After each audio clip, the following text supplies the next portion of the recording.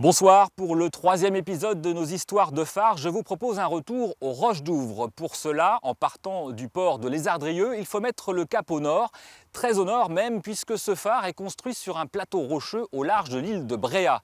Érigé à 40 km de nos côtes, c'est tout simplement le phare le plus éloigné du continent. À l'été 2010, avec Jean-Marc Seigné, nous avions participé à une mission de réarmement, un moment privilégié que je vous invite à revivre.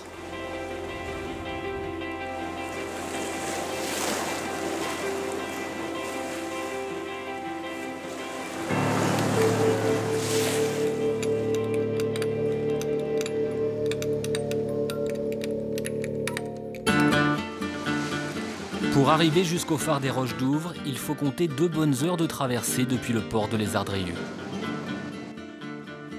Bien campé sur son plateau rocheux, le phare se trouve quasiment à mi-chemin des côtes de l'île de Bréhat et de celles de Jersey et Guernesey, une trentaine de kilomètres côté breton, une quarantaine côté anglo-normand.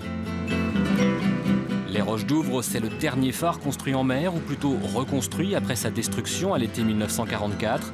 C'est aussi le plus spacieux et le plus éloigné du continent.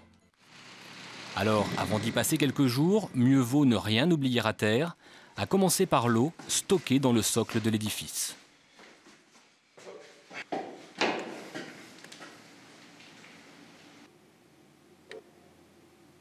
C'est difficile de ravitailler le phare une fois qu'on y est. Logiquement, on nous y dépose le lundi et on revient nous chercher le vendredi. Donc, il vaut mieux pas oublier quelque chose, que ce soit en nourriture ou en outils ou en matériaux pour pouvoir travailler toute la semaine. Ouais.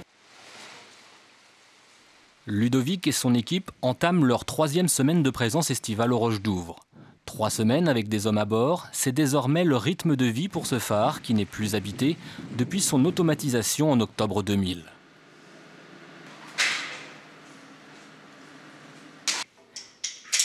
Dix années qui laissent forcément des traces. À chaque nouveau séjour au phare, il faut lutter contre le salpêtre et colmater les brèches apparues au fil du temps.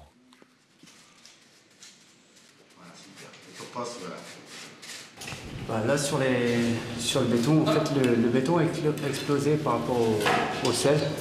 Donc l'acier gonfle et le béton explose. Donc on vient passiver les aciers et recharger en mortier, quoi. C'est là toute la finalité d'une opération de réarmement, assurer un minimum d'entretien pour que le phare continue de fonctionner normalement.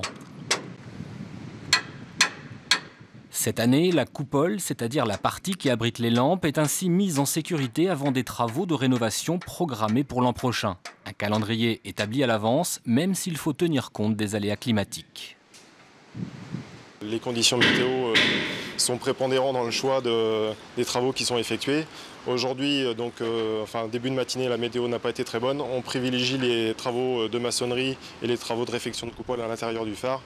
Et peut-être en fin de journée ou demain matin, effectuer les travaux dehors, sur la cale. Quoi qu'il arrive, de toute manière, il y a quelque chose à faire sur le phare. Il y a toujours quelque chose à faire sur le phare, quoi qu'il arrive, ça c'est sûr. De quoi passer de bonnes journées avec ces dizaines de marches à avaler.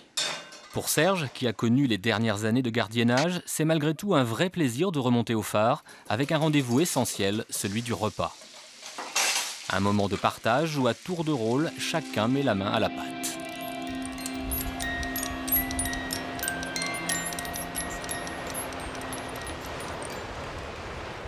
Quand on fait quelque chose de bon, en plus, eh ben, on est content de soi. Hein. Et je pense que ça compte beaucoup qu'on a fait une journée au phare. Ouais, la bouffe, quoi. Hein, c'est très très important. Très très important. Parce qu'il n'y a rien d'autre. On ne peut pas sortir. On peut pas... donc c'est autour de la table qu'on dit nos impressions de la journée. Et il faut que ça soit bon pour dire des bonnes impressions.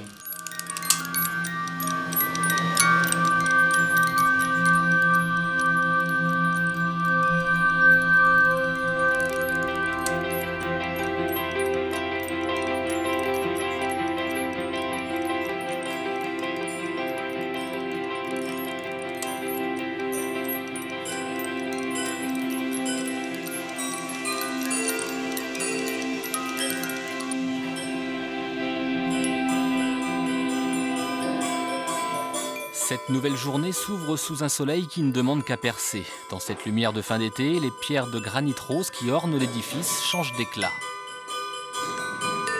Marc, le maçon, va pouvoir s'attaquer à la fissure qui menace la cale. C'est sa première saison au phare. Il apprend, il découvre, ravi de poursuivre une tâche engagée par ceux qui l'ont précédé.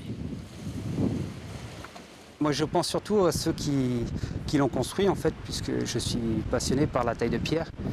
Et donc, j'imagine un peu le travail que c'était et puis la logistique qu'il a fallu mettre en place pour construire ce genre de bâtiment, quoi. Un lieu qui ne demande qu'à être vu. Justement, aujourd'hui, l'équipe du phare reçoit un invité. Le délégué régional du Conservatoire du Littoral vient faire un tour du propriétaire, une simple visite de courtoisie. C'est pas un phare qui pourrait intéresser le Conservatoire du Littoral? Dans l'état actuel des réflexions, le Conservatoire du Littoral n'a pas les moyens d'intervenir sur les phares en mer. On s'intéresse à ce qui est sur la terre, au milieu des espaces naturels, bien évidemment, mais en mer, je ne vois pas qui d'autre pourrait faire que ceux qui ont les moyens nautiques et qui ont l'expérience. Mais pour combien de temps encore? Même si à l'heure des GPS, les phares conservent encore toute leur utilité, la question se pose forcément. Pour 2 petites ampoules de 70 watts, le porte-lampe est plutôt cossu et son entretien a un coût. Mais qu'importe, il s'agit avant tout d'un patrimoine qu'il serait dommage de ne pas préserver. Le bâtiment ne bougera pas, on continuera à l'entretenir dans la mesure du possible. Et non, je pense qu'il est encore là pour quelques années.